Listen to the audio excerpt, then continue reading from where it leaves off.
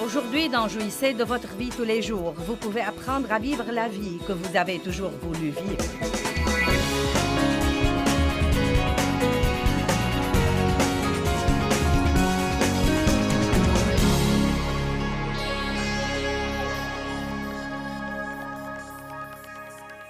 Ce soir, je vais vous donner le 3e message de cette série et je l'ai intitulé « La vie que vous avez toujours voulu » car Jésus dit « Je suis le chemin, je suis la vérité, je suis la vie ».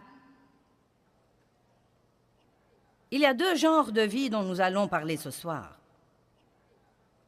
Numéro 1, il y a la vie de respirer, d'aller et venir, d'aller au travail, de se marier, d'avoir des enfants, de payer les factures, d'épargner pour la retraite, de prendre des vacances, d'assister au mariage et aux funérailles, de craindre la mort mais d'espérer d'aller au ciel. Ce genre de vie, la vie ordinaire de tous les jours que nous menons tous. Mais il y a un 2e genre de vie qui nous est offert. Nous l'appelons le genre de vie numéro 2, mais il est en fait le numéro 1. Il n'est numéro 2 que parce que nous en parlerons deuxièmement. Et cette vie, c'est la vie de Dieu. Elle s'appelle en grec la vie Zoé, Z-O-E. Et cela veut dire la vie que Dieu a en lui. C'est exactement ce que dit le dictionnaire grec. La vie que Dieu a en lui, celle que le Père a en lui et qu'il a donnée au Fils incarné Jésus, qu'il a manifesté au monde.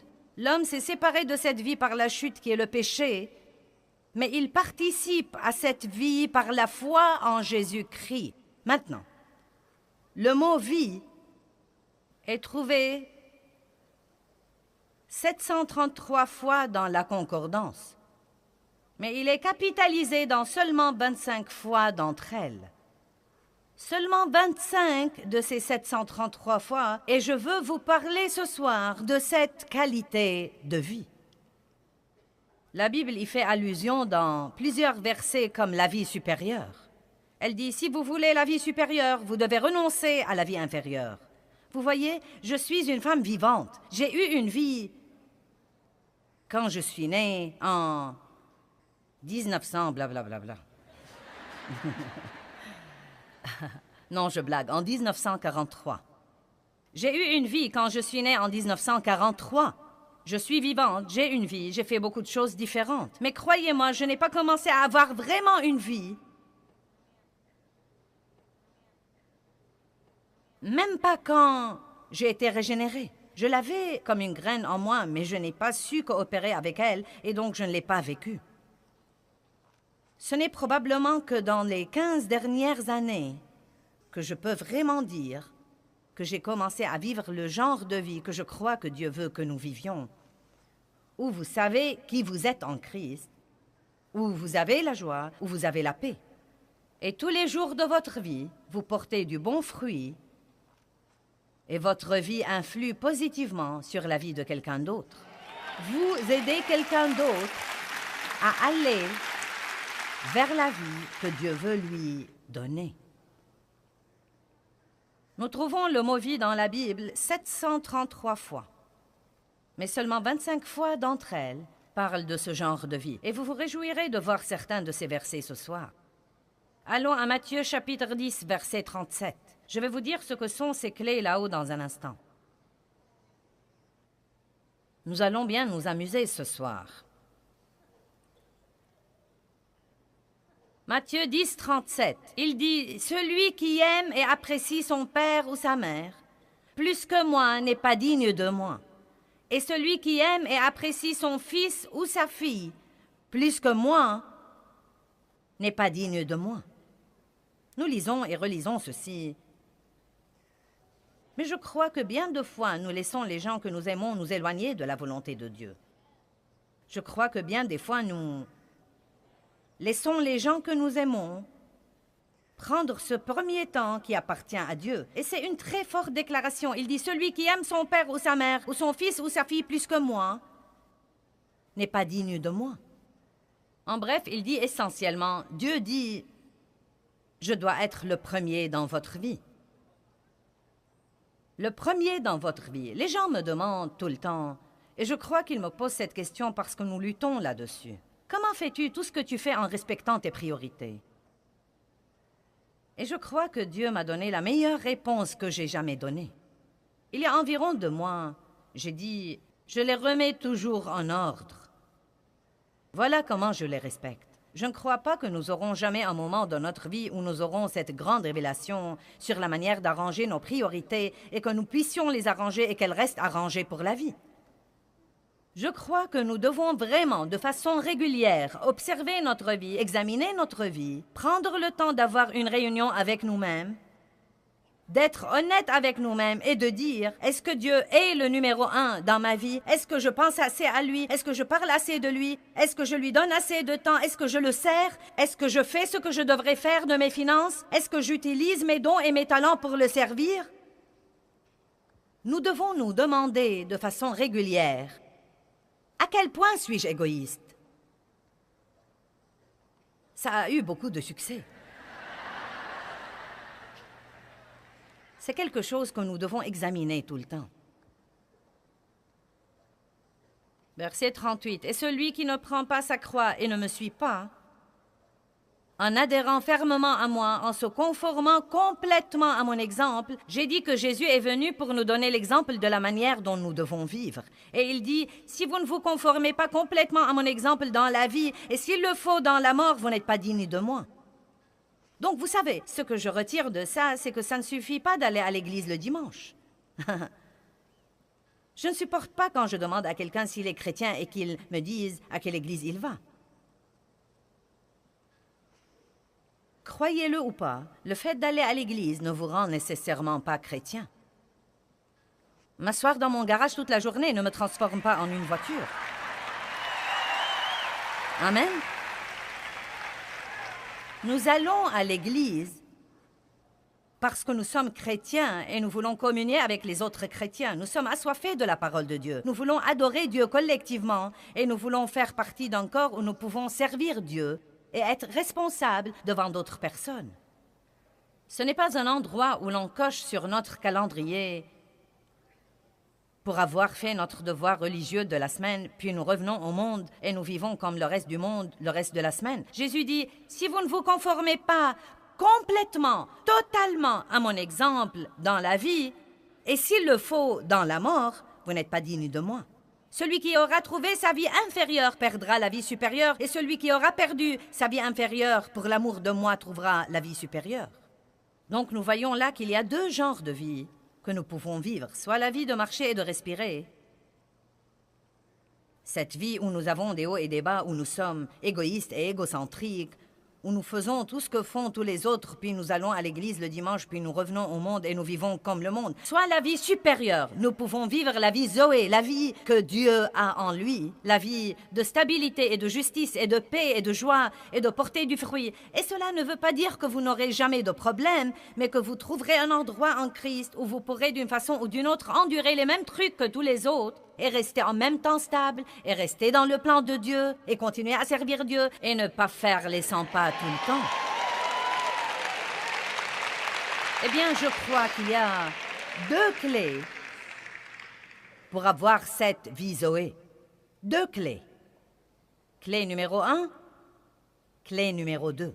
Vous savez, certains de nos employés ont fait ces clés. Et essayez d'apprécier ces clés parce qu'il leur a fallu beaucoup de travail et d'efforts pour les faire. Elles seront posées là pendant la première moitié de l'enseignement, car je veux que vous compreniez qu'il y a des clés. Il y a des clés qui ouvrent des portes. Il y a des choses que vous pouvez faire qui vous aideront à avoir cette vie qui vous est offerte. Il y a des choses qui sont plus importantes que d'autres.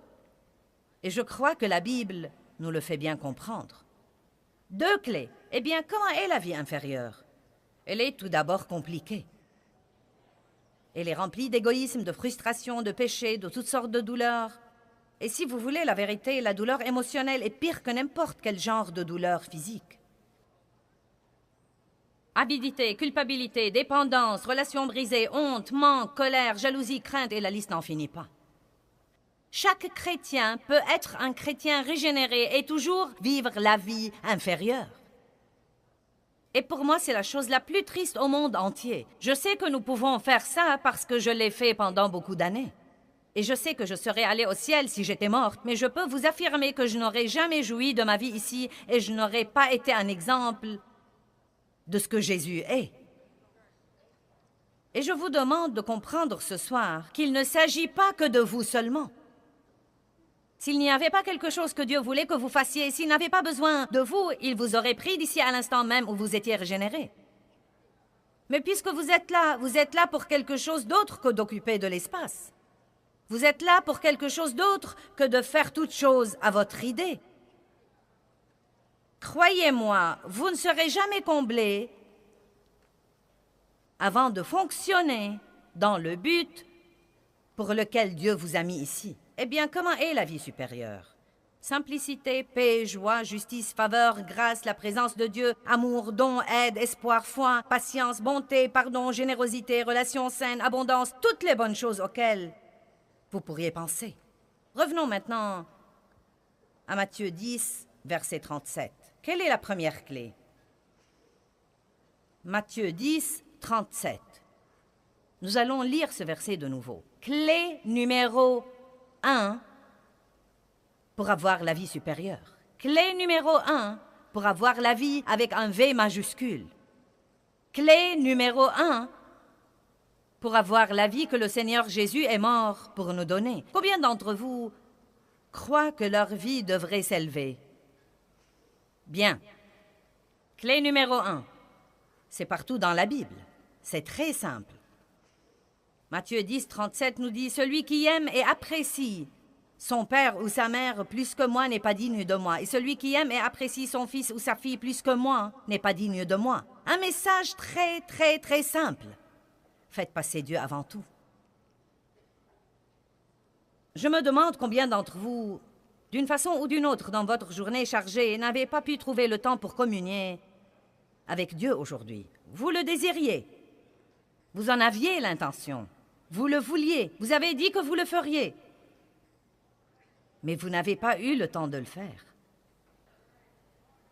Soit parce que vous êtes trop pris, soit les autres trucs vous entravent. Vous vous en voulez, vous allez essayer de nouveau demain. Mais si vous ne comprenez pas combien c'est important, vous n'aurez jamais le temps de le faire. Je sais que je dois passer un temps avec Dieu, sinon je ne vais pas y arriver. Dieu m'a donné un exemple il y a des années. Mon oncle vivait sur un stimulateur cardiaque qui suppléait au manque des battements de son cœur. Et il devait être chargé chaque semaine. Ses batteries devaient être chargées une fois par semaine. Et je les ai appelés un samedi et j'ai dit « Nous aimerions vous inviter au resto à dîner. Nous allons tout payer, nous voulons juste vous bénir. » Ma tante a dit « Nous ne pouvons pas, ton oncle doit recharger son stimulateur. » J'ai dit « Qu'il le fasse demain. » Et elle a été très vexée. Je n'ai pas compris comment tout cela a marché. Et elle a dit « Il mourra. »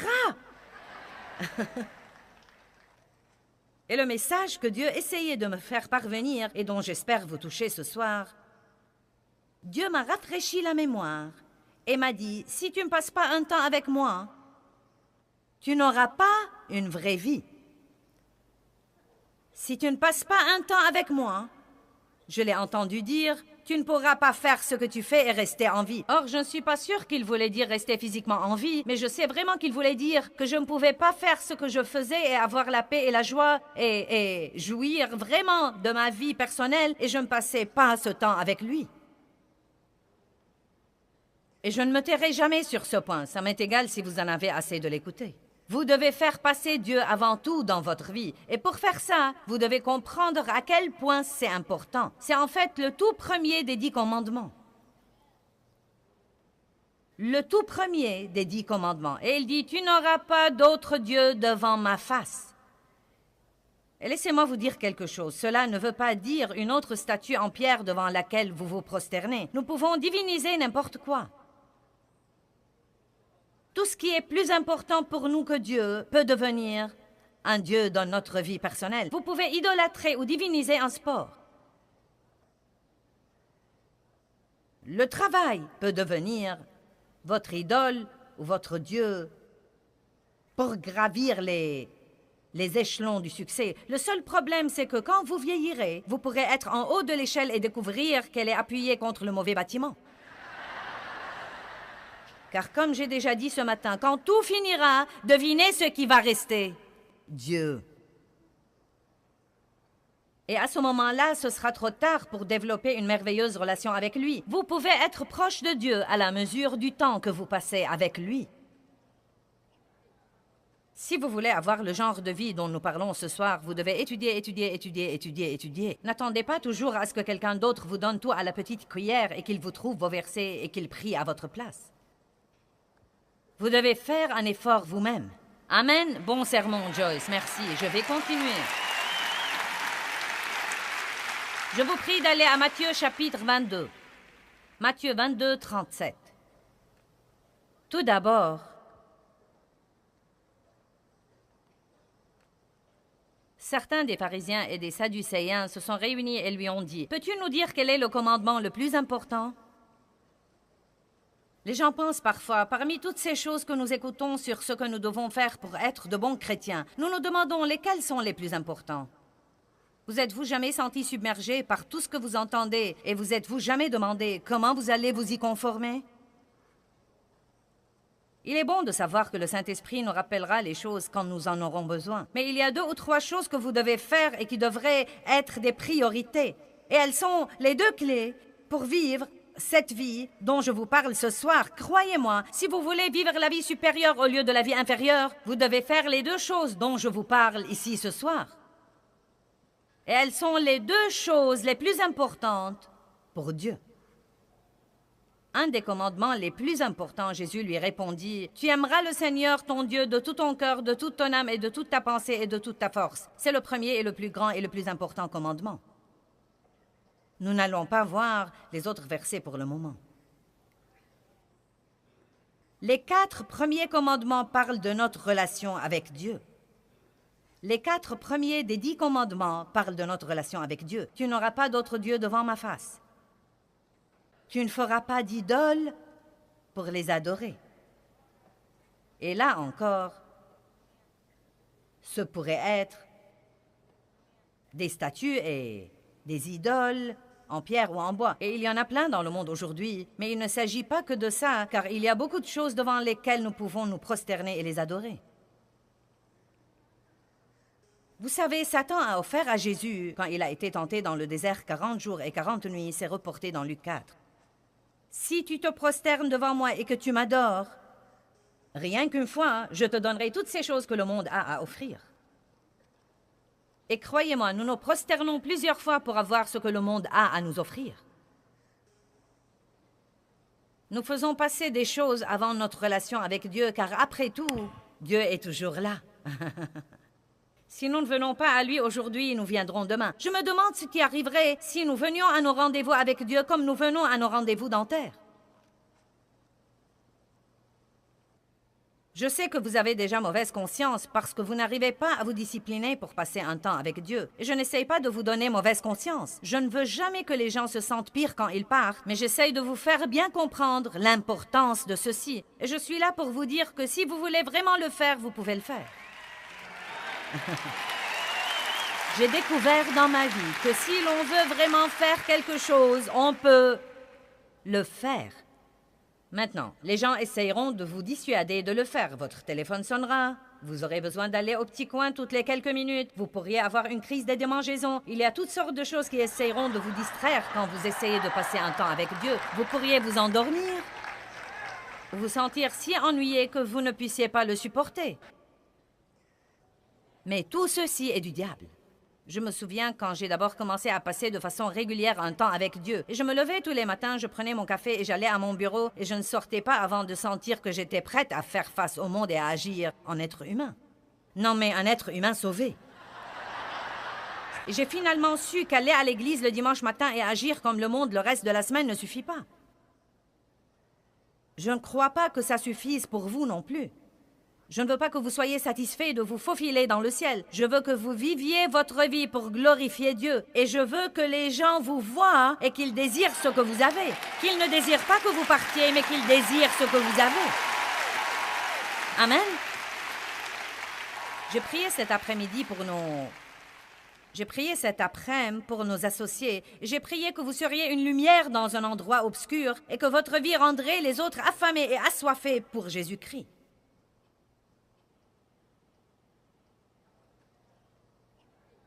Vous devez passer un temps avec lui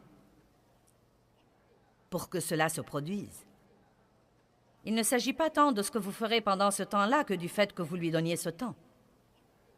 Quand j'ai commencé à passer un temps avec Dieu, mes enfants étaient toujours à la maison et 3 d'entre eux étaient adolescents en ce temps-là.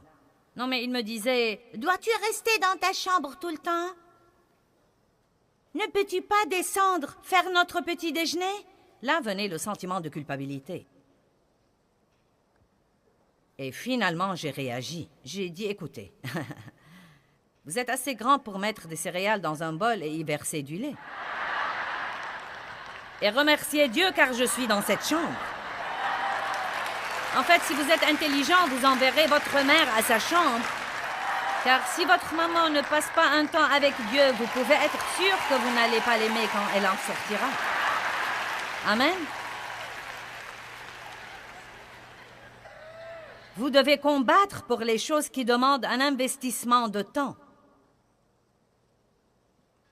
Dieu s'est occupé de moi au sujet de commencer à faire de l'exercice. Je n'avais jamais cru que je le ferais et que j'aurais le temps de le faire. J'en avais horreur. Je ne voulais rien soulever à part ma fourchette. Je ne voulais pas en entendre parler. Chaque fois que j'essayais de m'exercer, je faisais tomber quelque chose.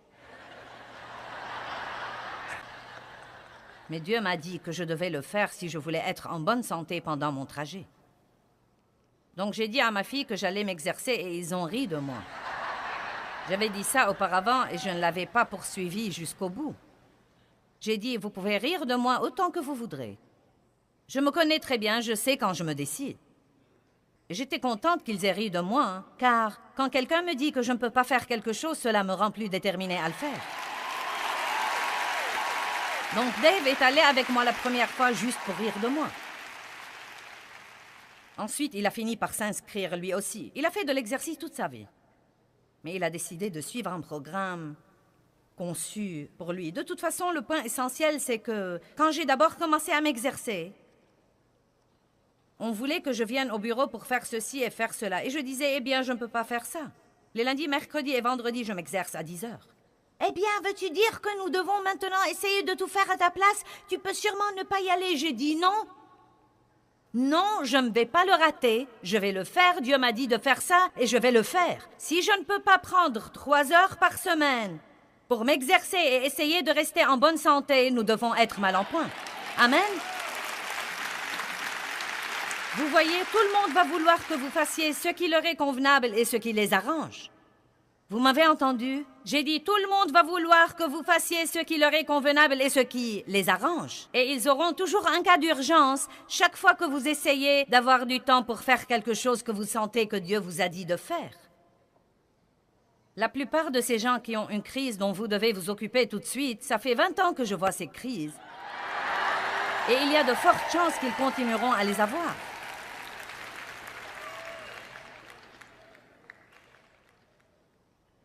Si je vous demandais, est-ce que Dieu est le premier dans votre vie, ce serait intéressant de voir les réponses que j'aurais. La plupart de vous diront, « Oh oui! » Combien pensez-vous à lui? Combien parlez-vous de lui? Comment réagissez-vous au moment des offrandes?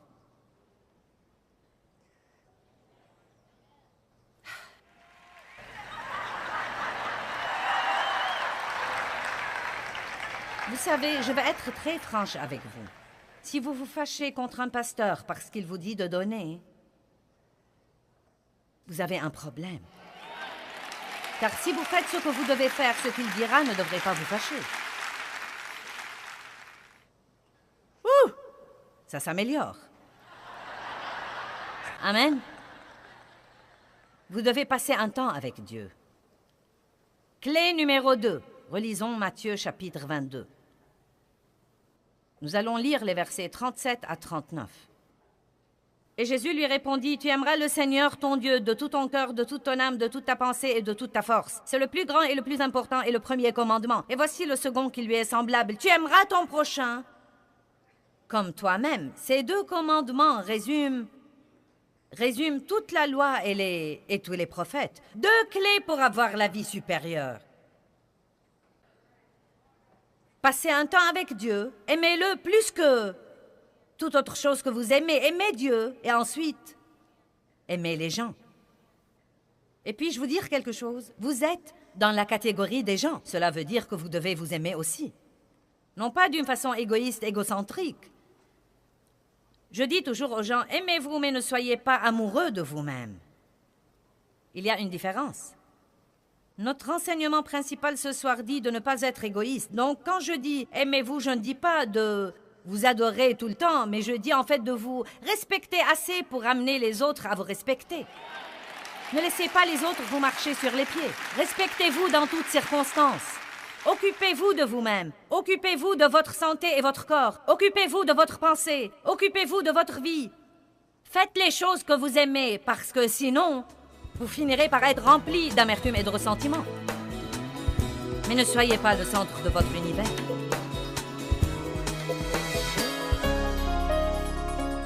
Eh bien, nous avons parlé de choses intéressantes aujourd'hui. Laissez-moi remettre l'accent là-dessus. Clé numéro 1. Que Dieu soit avant tout et gardez-le toujours le premier. Clé numéro 2. Aimez toujours les autres. Aimez Dieu, aimez les gens. Et quand nous focaliserons sur la vie d'amour, beaucoup d'autres choses s'arrangeront par la suite.